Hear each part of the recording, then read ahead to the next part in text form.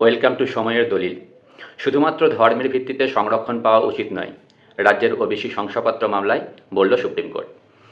Supreme কোর্টের যা পর্যবেক্ষণ এখনও পর্যন্ত, তাতে ওবিসি মামলা খুবই ক্রুশিয়াল হতে যাচ্ছে এবং সেক্ষেত্রে রাজ্য সরকার গাড্ডায় পড়তে পারে এরকমই একটা ইঙ্গিত সুপ্রিম কোর্ট অলরেডি দিয়ে দিয়েছেন।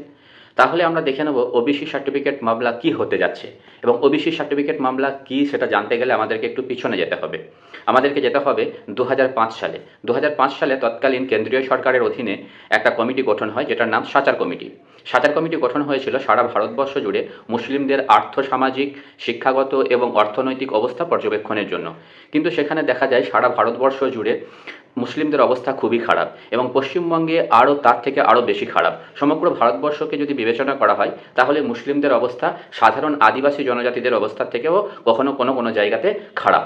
তো সেই জায়গাতে দাঁড়িয়ে 2004 সালে গঠিত রঙ্গনাথ কমিটি, যে কমিটি গঠন হয়েছিল ভাষাগত এবং ধর্মীয় যে সমস্ত মাইনরিটি আছে তাদের অবস্থা বিবেচনা করে সংরক্ষণ দেওয়ার জন্য সুপারিশ করেছিল রঙ্গনাথ কমিটি। তো সেই রঙ্গনাথ কমিটির সুপারিশের ভিত্তিতে এবং সাচার কমিটির রিপোর্ট সামনে আসার পরে পশ্চিমবঙ্গে তৎকালীন বামফ্রন্ট সরকার নড়ে চড়ে বসে, কারণ সেই মুহূর্তে পশ্চিমবঙ্গে সমগ্র মুসলিম জনজাতির মধ্যে একটা ক্ষোভের সঞ্চার শুরু হয়ে গেছিল।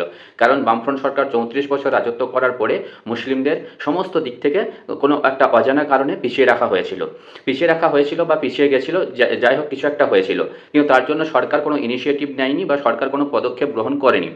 তো সরকার কোনো রকম করে নিজেকে ম্যানেজ দেওয়ার জন্য 2010 সালে 41টি সাবকাস্টকে, মুসলমানদের 41টা সাবকাস্টকে তৎকালীন বামফ্রন্ট সরকার সংরক্ষণের আওতায় নিয়ে আসে। সংরক্ষণের আওতায় নিয়ে আসার কারণ মুসলমানরা সমস্ত দিক থেকে পিছিয়ে ছিল। সরকারি চাকরিতে তাদের যোগদান ছিল 1.9%, যেটা 2%-এরও কম। সমগ্র পশ্চিমবঙ্গ জুড়ে প্রায় 30% মুসলিম বসবাস করে, সেখানে তাদের চাকরির হার খুবই কম এবং সামাজিক অর্থনৈতিক অবস্থা আরও খারাপ, শিক্ষাগত দিক থেকেও আরও খারাপ। শিক্ষাগত দিক থেকে তারা আমাদের সাধারণ হারের থেকে অনেক পিছিয়ে। তারপরেও যে কটা মুসলমান বা মুসলিম জাতি যারা শিক্ষিত হয়েছিল বা যারা গ্র্যাজুয়েট হয়েছিল, তাদের মধ্যে চাকরি পাওয়ার হার কোনো একটা অজানা কারণে আরও বেশি কম। তো সেই অবস্থায় তৎকালীন বামফ্রন্ট সরকার 31 প্রকার মুসলমানদেরকে ওবিসির আওতায় এনেছিল। পরবর্তীকালে রাজ্যে 2011 সালে পালাবদলের পর মমতা সরকার দ্রুত 77 প্রকার মুসলিম সাবকাস্টকে সংরক্ষণের আওতায় নিয়ে আসে এবং এই 77 প্রকার মুসলিম সাবকাস্টকে নিয়ে আসা নিয়েই গোল বাঁধে। কারণ তৎকালীন মমতা সরকার দ্রুত কোনো একটা আইনি সমস্ত দিকগুলো খতিয়ে না দেখে এবং আইনি প্রক্রিয়ায় না গিয়ে দ্রুত চটকদারিতার সাথে তিনি 77 প্রকারের মুসলিম যে সমস্ত জাতি আছে তাদেরকে ওবিসির আন্ডারে নিয়ে চলে এসেছিলেন। তখন বিজেপি এবং আরএসএস প্রথম থেকেই তার বিরোধিতা করতে শুরু করেছিল, কারণ তাদেরকে রাজনৈতিক ফায়দা তোলার জন্য তারা প্রথম থেকে বিরোধিতা করতে শুরু করেছিল এবং সুপ্রিম কোর্টে এ নিয়ে একটা কেস হয়। প্রথমে হাইকোর্টে কেস হওয়ার পরে হাইকোর্টের তপব্রত চক্রবর্তী এবং রাজশেখর মান্থার বেঞ্চ জানিয়ে দেয় যে 2010 সালের পরে যে সমস্ত ওবিসি সার্টিফিকেট পশ্চিমবঙ্গে ইস্যু হয়েছিল সেগুলোকে বাতিল ঘোষণা করা হলো। তখন রাজ্য সরকার সেই কেসটা নিয়ে যায় সুপ্রিম কোর্টে এবং সুপ্রিম কোর্ট 9 তারিখে অর্থাৎ 9 ডিসেম্বর সুপ্রিম কোর্টে একটা শুনানি হয়। সেই ম্যারাথন শুনানির সময় সুপ্রিম কোর্টের যে বেঞ্চে আমাদের ওবিসি সার্টিফিকেটের বা ওবিসি শংসাপত্রের যে কেসটি রয়েছে সেখানে বিচারপতি জানিয়ে দেয় শুধুমাত্র ধর্মের ভিত্তিতে কারো সংরক্ষণ পাওয়া উচিত নয়।